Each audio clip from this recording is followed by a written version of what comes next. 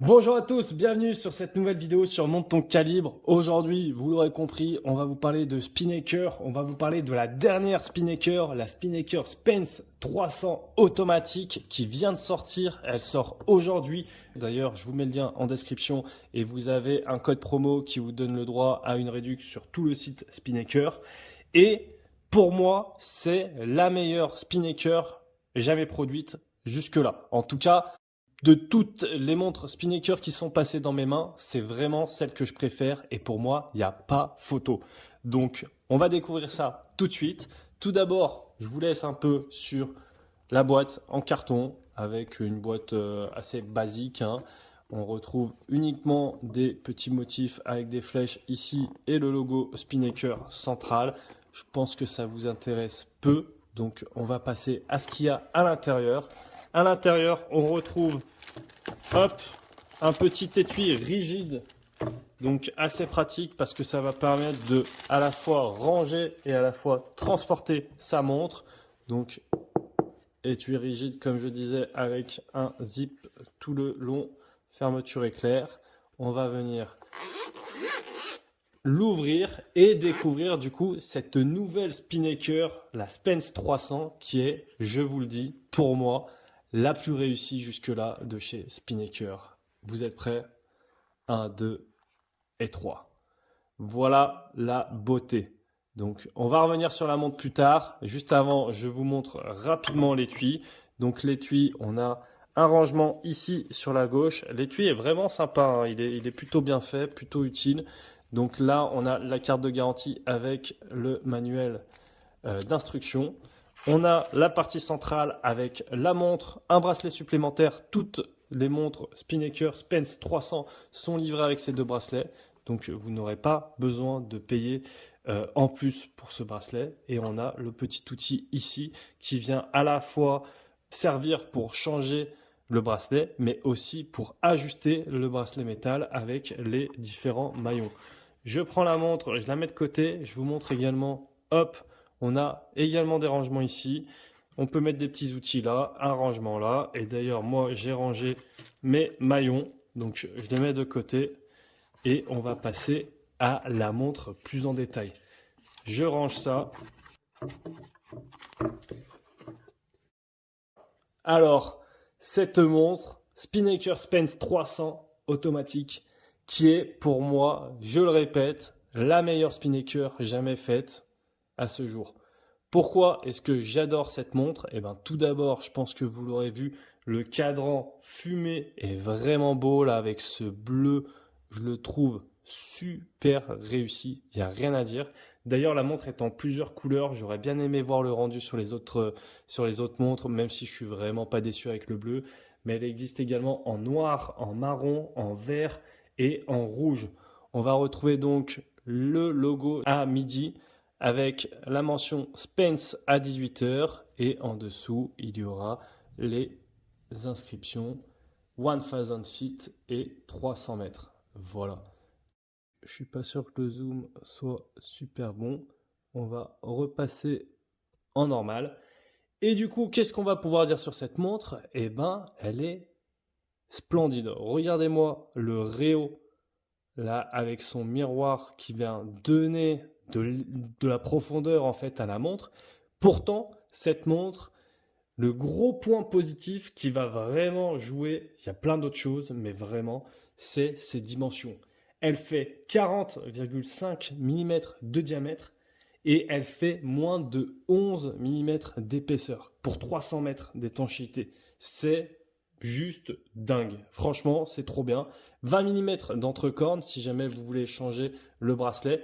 Je précise que les cornes ne sont pas percées, mais moi je trouve que c'est une bonne chose parce que ça vient rajouter de la beauté à cet objet qui est vraiment super bien fini, quoi. C'est un très bel objet, même si on parle d'une montre Spinnaker qui a tendance à faire des montres peu chères, mais là, franchement, on s'approche vraiment d'un niveau de qualité qui, euh, qui a jamais été fait, selon moi, sur une montre Spinnaker, ou alors je ne l'ai pas testé. Vous voyez là, par exemple, sur l'arête, on voit le poly là qui ressort très bien, c'est super. Je vais la passer au poignet, vous allez voir, moi je rappelle que j'ai un poignet de 17 cm et comme vous pouvez le voir, elle est vraiment super fine. Donc ça, c'est royal. 40,5 mm pour 11, moins de 11 d'épaisseur, 300 mètres d'étanchéité, franchement, qui dit mieux? Je trouve que les aiguilles sont très lisibles, aucun souci là-dessus, avec la petite seconde lollipop, très agréable à regarder. Le bracelet est également super sympa, vous voyez, si je viens prendre la montre comme ça, le bracelet ne vient pas s'apaiser comme ça, et il tient tout seul, donc ça, c'est en général, c'est un gage de bonne qualité sur les bracelets, vous voyez, il n'y a pas de souci là-dessus, il n'y a pas de jeu, il n'y a rien, donc ça, c'est vraiment génial. Qu'est-ce qu'on va dire de plus? Lunettes de plongée, parce que c'est une montre de plongée, donc c'est une lunette unidirectionnelle. La lunette est plutôt sympa. Je ne sais pas par contre en plongée si ça va être facile de la manipuler, mais en tout cas comme ça au-dessus sur terre, il n'y a aucun souci. C'est d'ailleurs une montre avec une lunette de 120 clics. Voilà, je viens la remettre à 0. Et voici, on est bon. Le bracelet, on en a parlé. Le petit logo, je vous le montre sur la tranche avec le N. Sur le bracelet, alors, c'est dur à juger, je trouve, les bracelets. Mais moi, je le trouve vraiment super bien fait.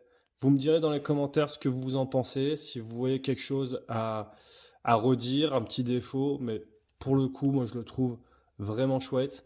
Petit logo également sur le fermoir. Alors il y a un truc à savoir sur le bracelet, c'est que quand on vient fermer comme ça, là on peut pas. Donc il faut vraiment venir appuyer sur les deux boutons pour pouvoir fermer le bracelet.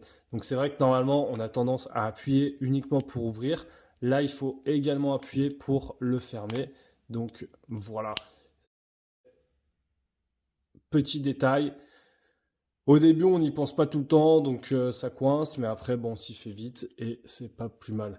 Le fond de boîte, c'est un fond de boîte vissé avec ce fameux N en logo. Encore une fois, on retrouve la mention Spence tout autour en périphérie avec les mentions stainless steel, l'étanchéité, etc., etc. D'ailleurs, pendant qu'on est sur le fond de boîte, on va peut-être vous parler du mouvement.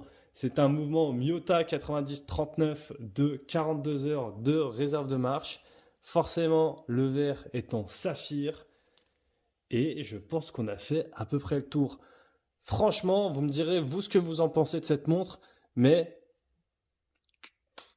il n'y a pas de défaut, quoi. Je ne vois pas de défaut, très sincèrement. Vous voyez, le boîtier en acier 316L est bien brossé avec, encore une fois, ce petit poli là sur l'arête qui vient faire toute la différence.